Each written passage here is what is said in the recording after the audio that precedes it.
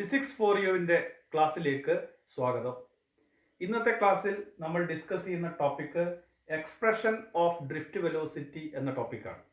കഴിഞ്ഞ ക്ലാസ്സിൽ നിങ്ങൾ പരിചയപ്പെട്ടത് drift velocity of free electrons of metallic conductors എന്ന ടോപ്പിക്കായിരുന്നു. അപ്പോൾ ആ ഒരു ഫിസിക്കൽ ക്വാണ്ടിറ്റി നമ്മൾ എങ്ങനെ കണ്ടെത്തും, അല്ലെങ്കിൽ അതിൻ്റെ റിലേഷൻ നമുക്ക് എങ്ങനെ ഡിറൈവ് ചെയ്യാം എന്നൊക്കെയുള്ള ഭാഗങ്ങളാണ് നമ്മൾ ഈ ക്ലാസ്സിൽ ഡിസ്കസ് ചെയ്യുന്നത്. അപ്പോൾ എന്താണ് drift velocity of free electrons of A conductor when an external electric field എന്നുള്ള കാര്യം നിങ്ങൾ പഠിച്ചു. Average velocity acquired by free electrons of metallic conductors when applying external electric field to it. Okay, അപ്പോൾ ഇതൊരു metallic conducting wire ആണ്, cylindrical ഷേപ്പിലുള്ള. അതിൻ്റെ നീളം L, then area of cross section A. Before applying this external potential, the whole electrons are in random motion. The average thermal speed is equal to 0. When applying this external power source, then there is an electric field from positive to negative. The whole electrons are moving towards the positive plate of external power source. That means the whole electrons moving opposite to the direction of external electric field. Okay. Due to the presence of field, the electrons attracted towards this direction. അങ്ങനെ ഒരു attractive force വന്നതുകൊണ്ടാണ് ഈ ഇലക്ട്രോണുകളെല്ലാം ഫീൽഡിന്റെ എതിർ ദിശയിലോട്ട് ഇങ്ങനെ travel ചെയ്യുന്നത്. Electron negative charge ആയതുകൊണ്ടാണ് ഫീൽഡിന്റെ എതിർ ദിശയിലേക്ക് ട്രാവൽ ചെയ്യുന്നത്. പോസിറ്റീവ് ചാർജ് ആണെങ്കിൽ ഫീൽഡിന്റെ അതേ ഡയറക്ഷനിലാണ് ട്രാവൽ ചെയ്യുക. അപ്പൊ ഇങ്ങനെ ട്രാവൽ ചെയ്യപ്പെടുന്ന ഫ്രീ ഇലക്ട്രോൺസ് മിനിമം വെലോസിറ്റിയിൽ നിന്നും വെലോസിറ്റി ഇൻക്രീസ് ചെയ്ത് വരും. പക്ഷേ ഓരോ ഇലക്ട്രോണുകൾ തമ്മിലും ഈ ഇലക്ട്രോണും അതേ മെറ്റാലിക് കണ്ടക്ടറുള്ള പോസിറ്റീവ് അയോൺസും തമ്മിൽ കൊളൈഡ് ചെയ്യാനുള്ള സാധ്യതകൾ വളരെ കൂടുതലാണ്. അങ്ങനെ കൊളീഷൻ നടക്കുന്നത് കൊണ്ട് തന്നെ വെലോസിറ്റിയുടെ പെർട്ടിക്കുലർ വാല്യൂ എത്തുമ്പോഴേക്കും കൊളീഷൻ സംഭവിക്കും.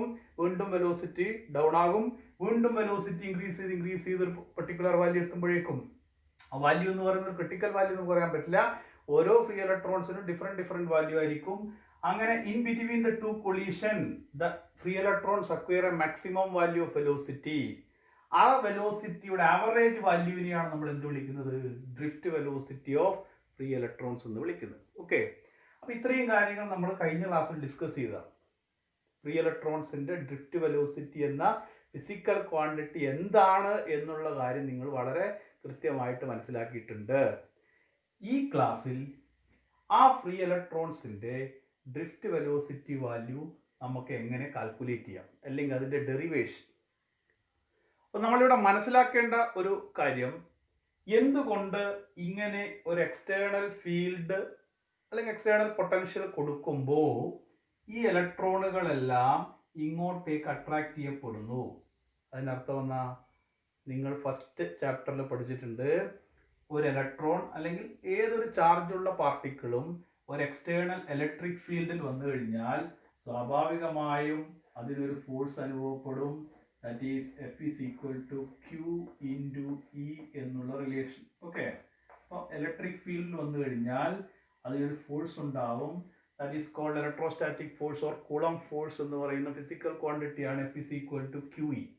അപ്പോൾ ഇവിടെ when this external potential applied across the two end of this metallic conducting wire, okay, then the negative charged particle, that means electrons, experienced an electric field E due to the presence of this external source. ഈ സെല്ലിൽ നിന്നും അതിന് corresponding potential ഉണ്ടെങ്കിൽ അതിന് corresponding ഒരു field അവിടെയുണ്ട്.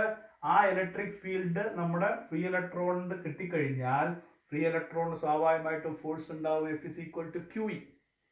അത് negative charge ആയതുകൊണ്ടാണ് ഫീൽഡിന്റെ നേരെ റിവേഴ്സ് ഡയറക്ഷനിലേക്ക് മൂവ് ചെയ്യും.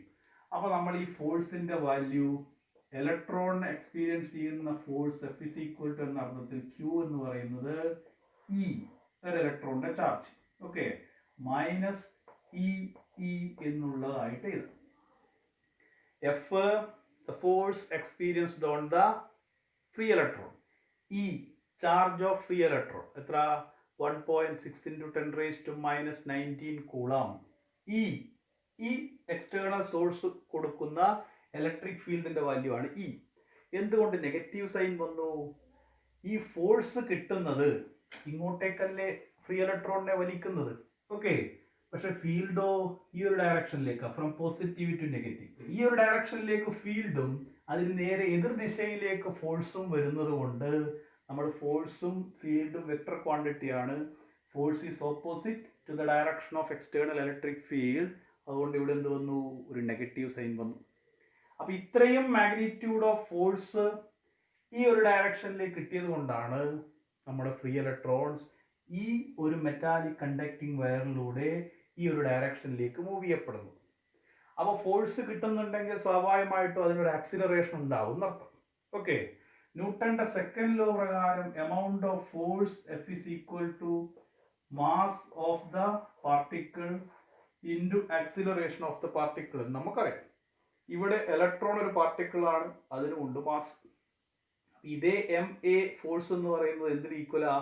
മൈനസ് ഇ ഇ എന്ന് പറയുന്ന ഫോഴ്സിന് ഈക്വലാണ്. അങ്ങനെയാണെങ്കിൽ നമുക്ക് അത് രണ്ടും ഒന്ന് ഇക്വേറ്റ് ചെയ്യാം. M A is equal to minus E into E.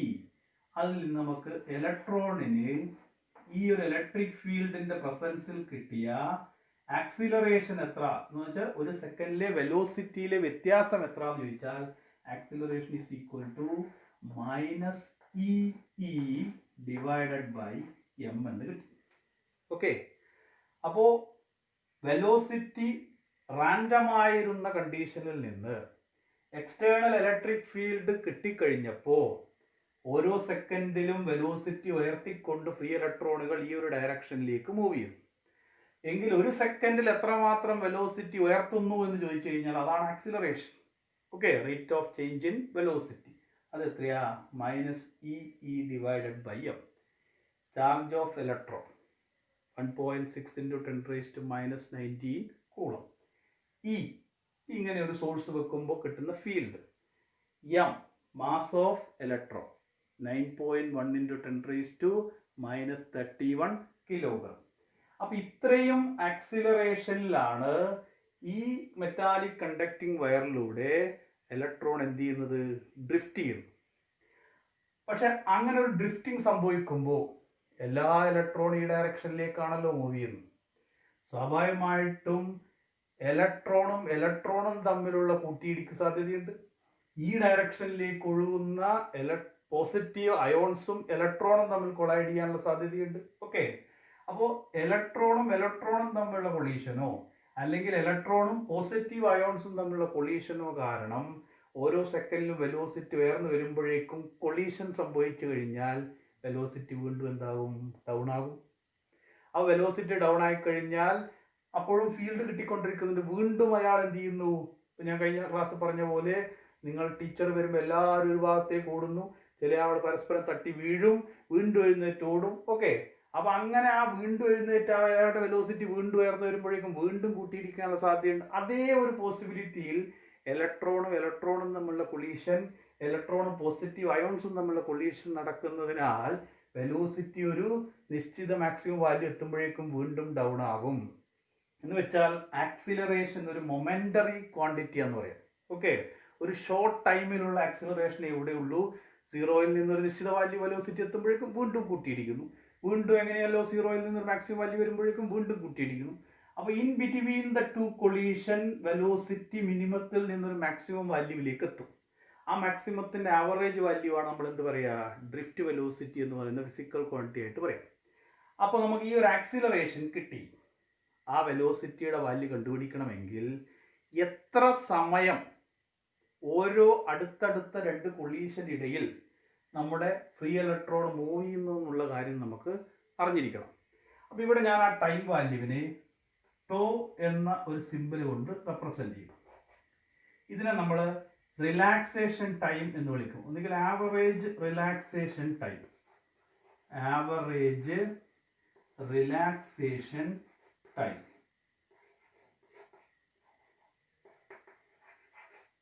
Average relaxation time, that is tau.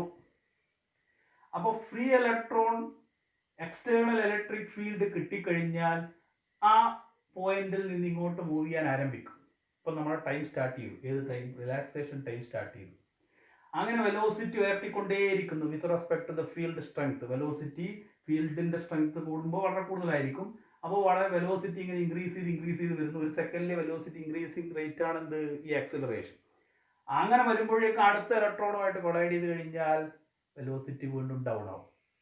അപ്പോൾ സീറോയിൽ നിന്നും ഇൻക്രീസ് ചെയ്ത് ആ കൊളീഷൻ നടക്കുന്നത് വരെ എത്ര സമയമുണ്ടോ അതാണ് എന്ത് ആവറേജ് റിലാക്സേഷൻ ടൈം. അതും ആവറേജ് എന്ന് പറയാൻ കാരണം എന്താ, ഇപ്പം ഇവിടെ നിന്ന് ഇയാൾ ട്രാവൽ ചെയ്തു, ഒരു എക്സാമ്പിൾ ആയിട്ട് സീറോയിൽ നിന്നും ഒരു 3 സെക്കൻഡ് എത്തുമ്പോഴേക്കും കൂട്ടിയിടിച്ചു, അവിടെ റിലാക്സേഷൻ ടൈം 3 സെക്കൻഡ് എന്ന് പറയാം. വീണ്ടും വെലോസിറ്റി സീറോയിൽ നിന്ന് കൂടി ഒരു പെർട്ടിക്കുലർ മാക്സിമം വാല്യൂ എത്തുന്ന 5 സെക്കൻഡ് ആകുമ്പോൾ അടുത്ത കുട്ടിയുടെയെങ്കിൽ അവിടെ 5 ആണ് റിലാക്സേഷൻ ടൈം. അപ്പോൾ എപ്പോഴും in between the two collision time constant അല്ല, ഇൻ ബിറ്റ്വീൻ ദ ടു കൊളീഷനിൽ കിട്ടുന്ന മാക്സിമം വെലോസിറ്റിയും കോൺസ്റ്റന്റ് അല്ല. അതുകൊണ്ടാണ് relaxation time average, drift velocity നമ്മൾ എന്ത് വിളിക്കും, ആവറേജ്. അപ്പോൾ നമുക്കിവിടെ tau is the relaxation time interval between the two successive collision എന്ന് പരിഗണിച്ചു കഴിഞ്ഞാൽ എ ആക്സിലറേഷനിൽ മൂവ് ചെയ്യുന്ന ഈ ഫ്രീ ഇലക്ട്രോണുകൾ ടോ സമയം കൊണ്ട് മിനിമം സീറോ വെലോസിറ്റിയിൽ നിന്നും എത്ര മാക്സിമം വരെ എത്തിച്ചേരുന്നുവോ ആ വെലോസിറ്റി വാല്യൂ എന്തായിട്ട് പരിഗണിക്കുക, ഡ്രിഫ്റ്റ് വെലോസിറ്റി ആയിട്ട് പരിഗണിക്കാം. ഓക്കെ, അപ്പോൾ ആ ഡ്രിഫ്റ്റ് വെലോസിറ്റിയുടെ റിലേഷൻ നമുക്ക് കണ്ടുപിടിക്കാം. ഞാൻ ഈ പിക്ചർ ഒന്ന് ഒഴിവാക്കിയാണ്.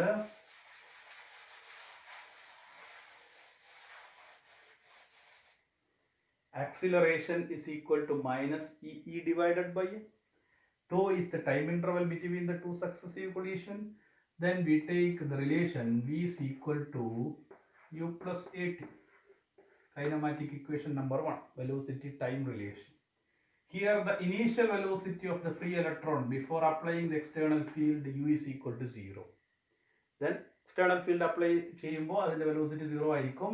പിന്നെ അവിടെ നിന്നാണ് ഇൻക്രീസ് ചെയ്യുന്നത്. എത്ര ആക്സിലറേഷനിൽ മൂവ് ചെയ്യുന്നു, minus E divided by M.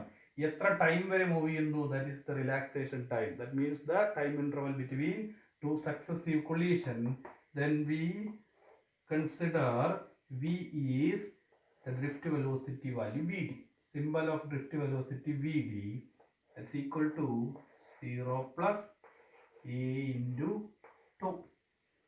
Then drift velocity Vd is equal to acceleration minus E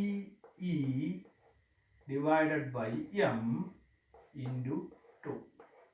Okay, this is the relation for finding drift velocity of free electron when an external electric field applied at the two end of the metallic conducting wire.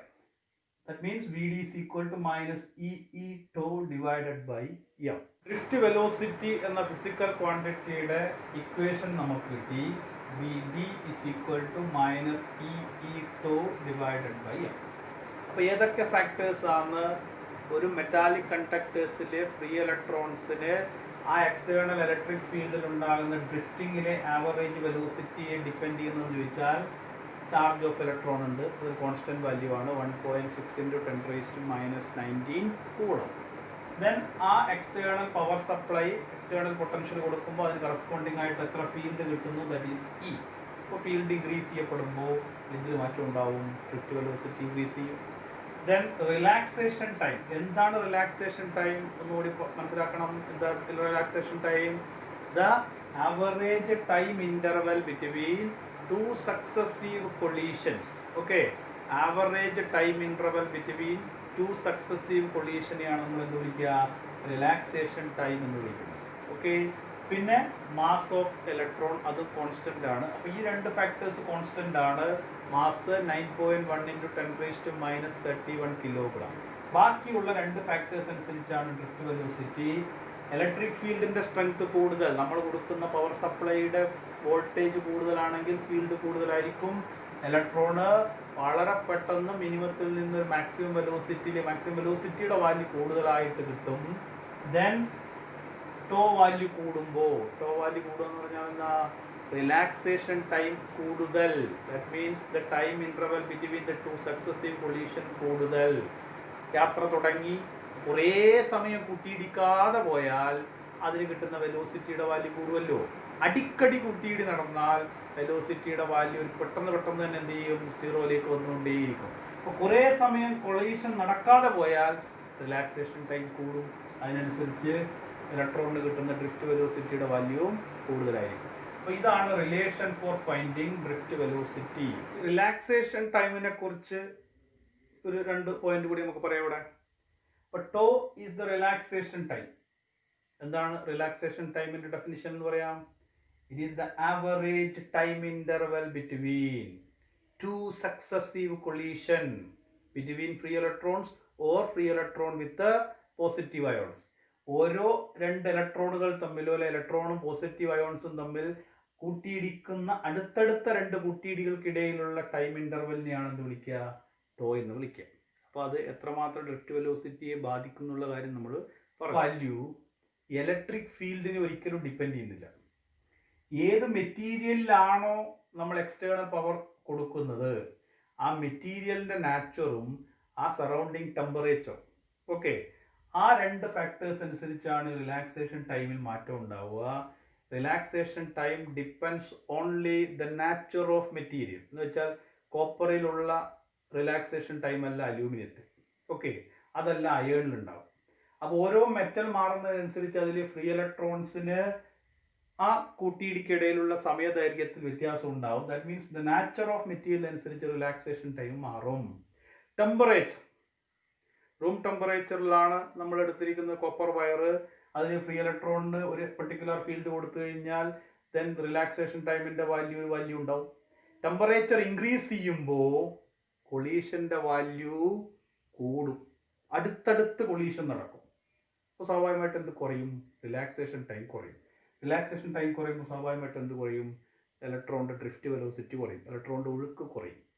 അപ്പോൾ temperature depending ഫാക്ടറാണ്. Temperature increase ചെയ്യുമ്പോൾ collision between the free electrons increase ചെയ്യും, relaxation time കുറയും, drift velocity value കുറയും. പിന്നെ material അനുസരിച്ച് drift വെലോസിറ്റിയിൽ മാറ്റമുണ്ട്. ഓരോ മെറ്റീരിയലിലും ഫ്രീ ഇലക്ട്രോൺസിൻ്റെ ഡ്രിഫ്റ്റ് വെലോസിറ്റി വ്യത്യസ്തമാണ്. ഈ electric field of the external source ഒരിക്കലും ഏത് വാല്യൂവിന് മാറ്റം വരുത്തില്ല, ഈ റിലാക്സേഷൻ ടൈമിൽ മാറ്റമില്ല. അപ്പോൾ average relaxation time depends the nature of material and the temperature. It is independent the external electric field applied. Then with respect to the temperature, the average relaxation time decreases as increasing the temperature. മെറ്റീരിയലിനെ ചൂടാക്കുമ്പോൾ collision between the free electrons കൂടും, അടുത്തടുത്ത് collision നടക്കും, ഇത് കുറയും. ഓക്കെ, അപ്പോൾ temperature increase ചെയ്യുമ്പോൾ റിലാക്സേഷൻ ടൈം കുറയും, ഡ്രിഫ്റ്റ് വെലോസിറ്റി വാല്യൂ കുറയും. അപ്പോൾ അതാണ് റിലാക്സേഷൻ ടൈമിൻ്റെ ഡിപ്പെൻഡ് ആയിട്ടുള്ള ഫാക്ടേഴ്സ്. അപ്പോൾ ഇലക്ട്രിക് ഫീൽഡ് ഒരിക്കലും റിലാക്സേഷൻ ടൈമിൽ ഡിപ്പെൻഡൻ്റ് അല്ല. ദെൻ അതിൻ്റെ കൂടെ നമ്മളൊരു പുതിയ ഫിസിക്കൽ ക്വാണ്ടിറ്റീൻ്റെ കൂടി പഠിക്കും, മൊബിലിറ്റി, ഇലക്ട്രോൺ മൊബിലിറ്റി. അതായത് ഡ്രിഫ്റ്റ് വെലോസിറ്റി നമുക്ക് കിട്ടി, ഇതാണ് ഡ്രിഫ്റ്റ് വെലോസിറ്റി. അപ്പോൾ ഒരു ടോട്ടൽ എക്സ്റ്റേണൽ ഇലക്ട്രിക് ഫീൽഡിൽ കൊടുക്കുമ്പോൾ ഫ്രീ ഇലക്ട്രോൺസിന് മൂവ്മെൻറ്റ് ഉണ്ടാവും, അതിൻ്റെ ആവറേജ് വെലോസിറ്റി വാല്യൂ ആണ്. എങ്കിൽ ഒരു യൂണിറ്റ് ഇലക്ട്രിക് ഫീൽഡ് ആണെങ്കിൽ, യൂണിറ്റ് ഇലക്ട്രിക് ഫീൽഡ് എന്ന് പറഞ്ഞാൽ എന്താ? 1 ന്യൂട്ടൺ പെർ കൂളം ആണ് ഈ എക്സ്റ്റേണൽ പവർ സോഴ്സിൽ നിന്നും കിട്ടുന്ന ഇലക്ട്രിക് ഫീൽഡ് എങ്കിൽ, അതാണ് ഒരു യൂണിറ്റ്. ഓക്കെ, F/Q ആണല്ലോ നമ്മുടെ ഇലക്ട്രിക് ഫീൽഡിന്റെ റിലേഷൻ. അപ്പോൾ 1 ന്യൂട്ടൺ പെർ കൂളം ഫീൽഡ് തരുന്ന ഒരു സോഴ്സാണ് നമ്മൾ കൊടുക്കുന്നതെങ്കിൽ എത്രമാത്രം ഡ്രിഫ്റ്റ് വെലോസിറ്റി ഉണ്ടാകും ചോദിച്ചു കഴിഞ്ഞാൽ ആ വാല്യൂവിനെ നമുക്ക് മൊബിലിറ്റി എന്ന് പറയാം. അപ്പോൾ ആകെ ഡ്രിഫ്റ്റ് വെലോസിറ്റിയെ ടോട്ടൽ ഇലക്ട്രിക് ഫീൽഡ് കൊണ്ട് ഡിവൈഡ് ചെയ്ത് കഴിഞ്ഞാൽ ഒരു യൂണിറ്റ് ഇലക്ട്രിക് ഫീൽഡിൽ കിട്ടുന്ന ഡ്രിഫ്റ്റ് വെലോസിറ്റി അല്ലേ കിട്ടുക. അതുകൊണ്ടാണ് drift velocity to the electric field ratio that is equal to the electron mobility. അപ്പോൾ ഈ വി ഡിയുടെ വാല്യൂ ഇവിടെ കൊടുത്ത് സബ്സ്റ്റിറ്റ്യൂട്ട് ചെയ്ത് കഴിഞ്ഞാൽ ഇയും ക്യാൻസൽ ആവും, ബാക്കി ആരേ ഉള്ളൂ? E tau divided by M. ഇവിടെ നെഗറ്റീവ് സൈൻ വെക്കണമെന്നില്ല, കാരണം നമ്മൾ ക്വാണ്ടിറ്റി വെക്ടേഴ്സിൻ്റെ ഡയറക്ഷൻ ഒന്നും ഇവിടെ പരിഗണിക്കുന്നില്ലല്ലോ. അപ്പോൾ ഇലക്ട്രോൺ മൊബിലിറ്റി എന്താണെന്ന് ചോദിച്ചാൽ drift velocity per unit electric field. ഒരു യൂണിറ്റ് ഇലക്ട്രിക് ഫീൽഡിൽ ആ ഇലക്ട്രോണിന് കിട്ടുന്ന ഡ്രിഫ്റ്റ് വെലോസിറ്റി വാല്യൂവിനെ ഇലക്ട്രോൺ മൊബിലിറ്റി എന്ന് പറയാം. എങ്ങനെ കണ്ടുപിടിക്കാം? Total drift velocity to the total electric field ratio ആണെന്ത് ഡ്രിഫ്റ്റ് വെലോസിറ്റി കണ്ടുപിടിക്കുന്ന ഇക്വേഷൻ. ദെൻ അതിൽ നിന്ന് നമുക്ക് മ്യൂ ഇസ് ഈക്വൽ ടു കിട്ടും E tau divided by m. അപ്പോൾ ഇന്നത്തെ ക്ലാസ്സിൽ നമ്മൾ കണ്ടത് ഡ്രിഫ്റ്റ് വെലോസിറ്റി എന്ന ഫിസിക്കൽ ക്വാണ്ടിറ്റിയുടെ വാല്യൂ എങ്ങനെ കണ്ടുപിടിക്കാം, ഡ്രിഫ്റ്റ് വെലോസിറ്റി ഏതൊക്കെ ഫിസിക്കൽ ക്വാണ്ടിറ്റിയെ ഡിപ്പെൻഡ് ചെയ്ത് കിടക്കുന്നു, ഓക്കെ, പിന്നെ ഒരു ക്വാണ്ടിറ്റി പരിചയപ്പെടുന്നു, ആവറേജ് റിലാക്സേഷൻ ടൈം. കൂടാതെ പുതിയൊരു ക്വാണ്ടിറ്റി കൂടി പരിചയപ്പെടുന്നു, ഇലക്ട്രോൺ മൊബിലിറ്റി. ഇപ്പോൾ എന്താണ് drift velocity? Average velocity acquired by each free electron in a metallic conductor when external field is applied. എന്താണ് average relaxation time? The time interval between two successive collision, okay, when an external field applied. Then electron mobility, drift velocity of the free electron per unit electric field is called electron mobility. Okay,